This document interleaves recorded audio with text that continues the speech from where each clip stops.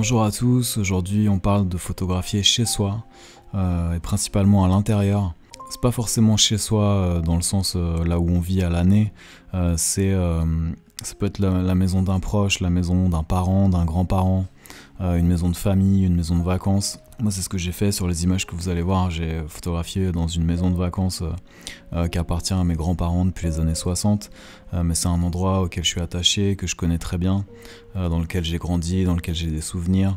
Tous les objets qui sont dans cette maison, je les connais.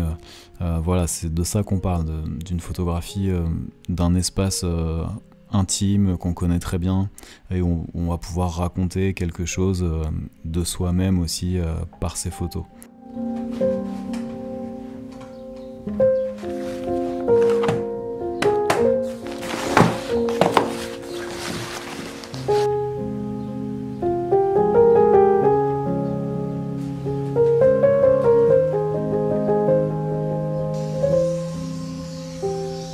Je trouve que la chambre photographique c'est un super outil pour ce genre d'exercice.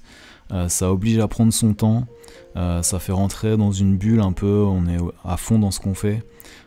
Et ça aide à dissocier aussi ce moment-là où on va prendre 1 heure, 2 heures pour faire ces photos d'un moment lambda comme ça où on aurait pu prendre son téléphone et faire une photo comme ça à la va-vite. Là on va accorder de l'importance à ce qu'on fait. C'est Suzanne Sontag qui dit photographier c'est conférer de l'importance.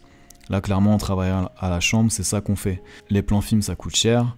Quand on travaille à la chambre, il y a un engagement physique aussi. On est obligé d'être là, vraiment présent. Je me rends compte que c'est plus difficile que ce que je pensais en fait, d'être rigoureux. Donc il y a un vrai engagement émotionnel et physique.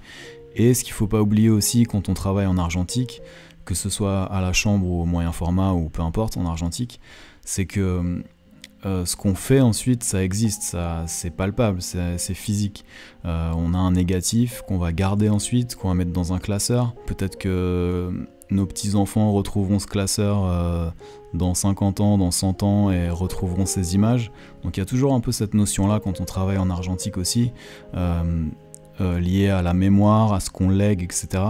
Et donc pour ce genre de photos chez soi comme ça, je trouve que c'est super approprié.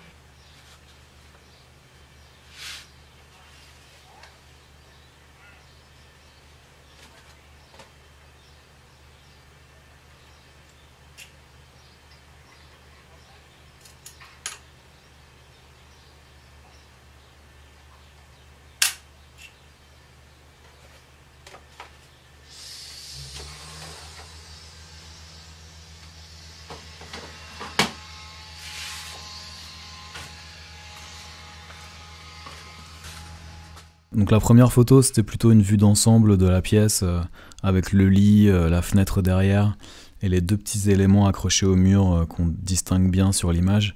La difficulté de cette prise de vue c'était au niveau de l'exposition. Fallait faire attention à ne pas exposer trop longtemps pour ne pas surexposer la partie avec la fenêtre et le jour derrière, etc.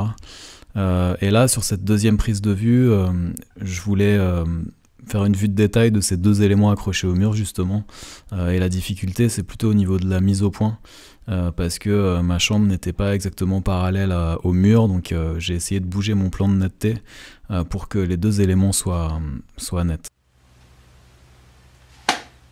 Là je fais super attention parce que c'est des mises au point qui sont très minutieuses, avec une profondeur de champ faible, donc c'est vraiment au millimètre. Et ça m'est arrivé plusieurs fois, une fois que tout est calé, de mettre un coup de pied sans faire exprès dans le trépied, ou la rotule n'est pas bien fixée, donc quand on dévoile le film, on fait bouger la chambre. Donc maintenant, je fais super gaffe vraiment à ce que, une fois que tout est calé, que ça bouge plus du tout, quoi.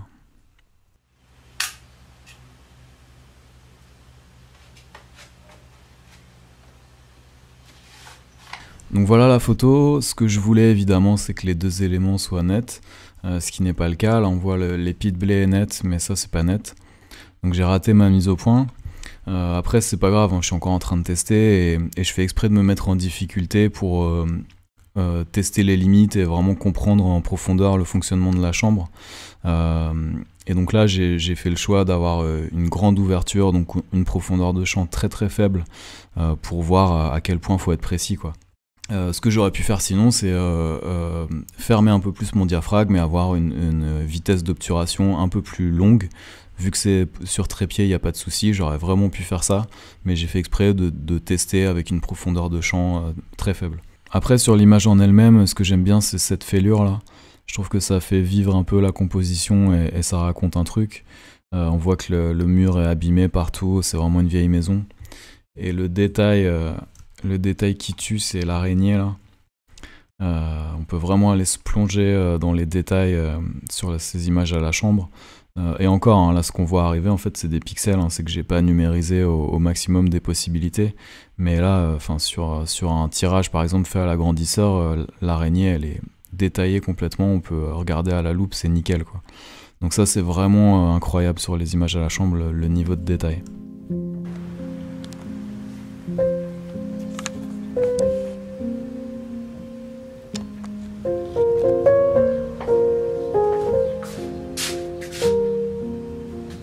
Là, je change d'optique, je mets un 180 mm, qui est ma plus longue focale à la chambre. Ça correspond à peu près à entre 50 et 60 mm en plein format. Et voilà, pour essayer de photographier ce papillon plus détaillé possible. J'ai vraiment besoin de me concentrer pour faire ces photos. J'ai absolument aucune facilité pour ce genre d'exercice. Autant sur du paysage, de l'architecture, je fais les choses naturellement. Et même si je les fais pas toujours de la bonne manière, au moins c'est naturel pour moi et j'ai pas trop besoin de réfléchir.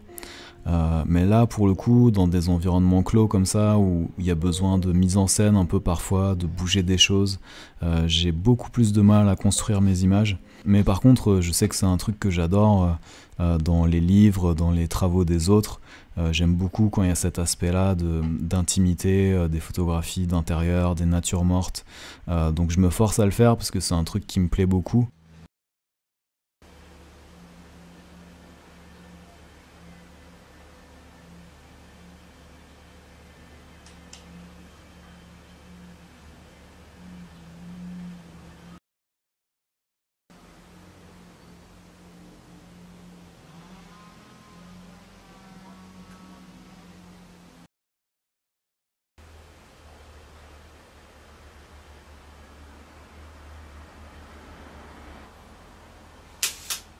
J'ai pris l'habitude de tester mon obturateur comme ça à chaque fois avant de faire ma photo, parce que j'ai eu un dysfonctionnement une fois, c'est resté ouvert, et donc au prix des plans film, je préfère vérifier que tout va bien à chaque fois.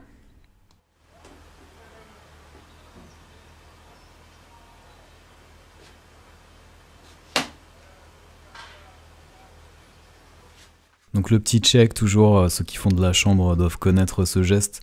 On vérifie que tout est fermé au niveau de l'optique avant d'enlever la petite trappe pour dévoiler le film.